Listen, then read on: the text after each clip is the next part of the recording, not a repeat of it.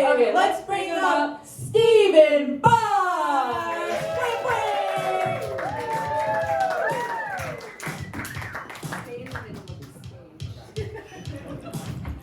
Woo! How's it going, guys? Sorry about that premature entrance. They didn't tell me my cue. But I'm here now. So yesterday was my birthday. Yeah. Okay. All right. So pause for applause did work. I turned 29. So I got 12 months to join the Forbes 30 under 30 list. And I am stressed out of my fucking mind. Don't know how I'm gonna make it. But I've been telling myself recently that 30s is the new 20s. Probably because I'm turning 30 next year. But if we're going by that logic, I'm not 29, I'm 19, baby. I'm drinking Fireball in the dorm. I'm fucking texting you. You up at 3 a.m.? I'm stealing from CVS because fuck corporate America. I think that one's pretty obvious. I'm not thinking about how another year has gone by and I've made no personal, financial, career growth in my life. No, I'm a mere sophomore. I'm trying to decide what major I want to study. I'm thinking business. With maybe a minor in sports marketing? It'll be chill. In my 29 years, I've lived a good amount of places. I've lived in Boston for a little bit. I lived in LA. Lived in Brooklyn and Queens. But after seeing the world, after exploring, I decided to settle down, so I'm proud to announce I'm living with my parents again. They're great. They're not here, so, but film, so I won't say much. I loved living in Brooklyn and Queens, but my parents didn't love me living in Brooklyn and Queens. They thought it was dangerous. But they would always say stuff, and it made it feel like they thought it was GTA, Grand Theft Auto, for those who don't know, the abbreviation.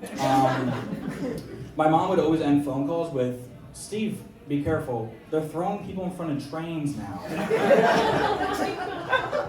And I didn't have the heart to tell my mom that they didn't just start doing that. That's not a new thing. That's been going on for a long time.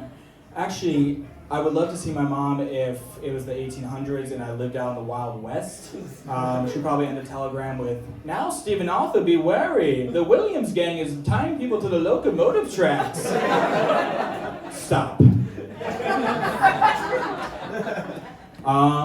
29 is great. I feel like I'm living in this Bo Burnham inside era in my life. Living with my parents because I've been locking myself in their bathroom until I create something. Or until my dad knocks down the door with his brute strength, and lately it's been the latter of the two. My dad is super strong. But his bowels are weak.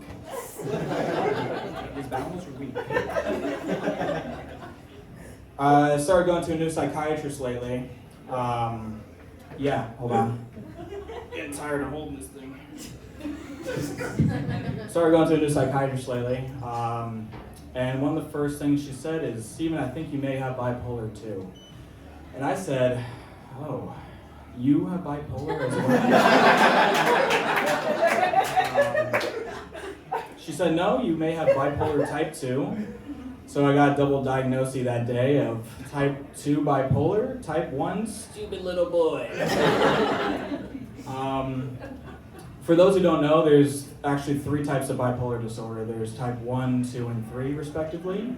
But I think it would have been more fun if they named it 1, 2, and 4, and just had it searching for the 3rd one. Thank you, guys.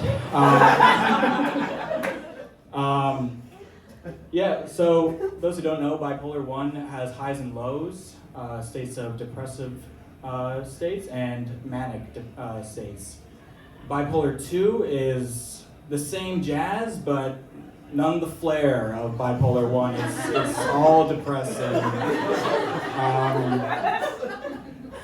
What I'm about to say might get me canceled, so turn off the camera. So when my psychiatrist told me that I have bipolar disorder, I immediately thought of Kanye West.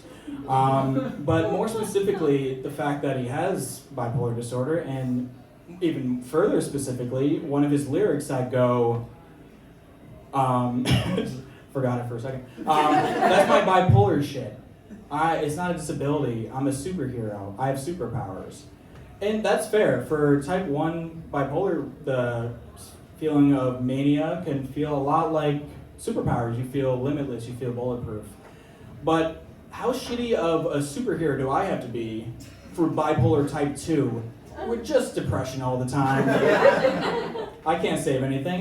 My superpowers would be crying on demand and really bad with finances. That couldn't defeat Thanos. But in the end, who could? Iron Man could. In addition to being diagnosed with bipolar type 2, I got told I may have a slight alcohol dependency problem. Yeah, so it was a really bad day for me in that, room. I was like, what the fuck?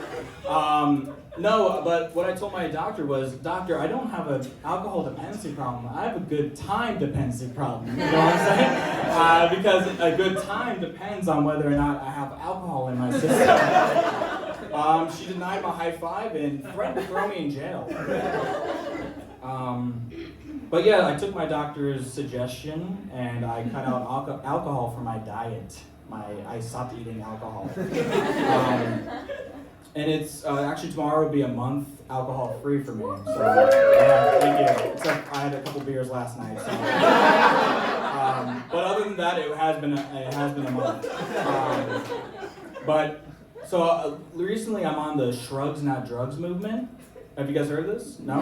I made it up. So basically it goes like this. Someone says, hey Steven, can I get you a drink? And I'm like, I don't know, I probably shouldn't. And then you ask me again and I say yes. I say yes every time. I'm a recent new uncle. Yeah. So I'm actually a dunkle, a double uncle. I have 2 nephews. They're great. The best part of having them as a nephew, is I get to, show up and play with them and then just kind of hand them back to my sisters and leave childless. It's a great situation. I just get to hang out with them. And but it makes me think that I don't know if I'm ready to have kids. I don't know if I want to have kids because it's scary. Anything can go wrong. But watching my sisters raise these kids has been a beautiful process. I loved every second of it so far. I want to continue it. But what I've realized recently, parenting is kind of like riding a horse. Bear with me. It's beautiful to watch someone else do it. But the second I'm on top of that thing, I'm having a panic attack. I don't want to be up there. It's like, why is it so veiny? Why is it so muscular? Can it kill me? If I fall off of this thing, will it kick me in the head and kill me? But what I'm realizing is I'm not anxious to be a parent. I think I'm just scared of horses. And it was a bad analogy. I like doing comedy. Comedy's fun. Thank you. Comedy fans in the house now. But it's a difficult art form. Ugh. It's tough because it's not as satisfying when you have a bad day. You can't really write. You just kind of like want to be inward and be dramatic. Much like a poet is or a painter, they can go through a struggle in their life and have like a fulfilling, in my opinion, this is all my opinion, have a fulfilling art form to turn to. Like I can't have a shitty day at work and just like come home and write poop jokes and feel better. That's just not how it works. But with famous artists, like you can like look at their artwork in a museum and be like, wow, did you know he was like battling alcoholism when he did that? It's like, yeah, he was so profound. But no one's gonna look at my horse metaphor with raising kids and be like, wow, his comedy was really profound. All right, guys, that's all the time I have.